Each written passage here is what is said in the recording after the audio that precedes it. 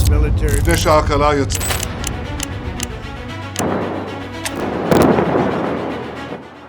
ভোরের অন্ধকারে আবারও হামলা, একের পর এক টার্গেট কিলিং। কিন্তু এই আঘাত কি সত্যিই থামাতে পারছে ইরানকে? ইরানের সর্বোচ্চ নেতা মোস্তফা খামেনি জানান, তার দেশের শীর্ষ কমান্ডারদের হত্যাকাণ্ড ইরানি বাহিনীকে দমাতে পারবে না। 6 এপ্রিল সোমবার ইরানের ইসলামী বিপ্লবী গার্ড বাহিনী IRGCর গোয়েন্দা প্রধান মাজিদ খাদেমি নিহত হওয়ার পর দেয়া এক লিখিত বিবৃতিতে তিনি স্পষ্ট করেন এই অবস্থান। তিনি আরও বলেন, ইরান সত্যের পথে থাকা যোদ্ধা ও আত্মত্যাগী সশস্ত্র বাহিনী মিলে এমন এক শক্তিশালী, গভীরভাবে প্রথিত ফ্রন্ট গঠন করেছে যাদের সংকল্প সন্ত্রাস ও অপরাধ ভাঙতে পারে না। মার্কিন সংবাদ মাধ্যম CNN এর প্রতিবেদনে প্রকাশ পেয়েছে এ তথ্য।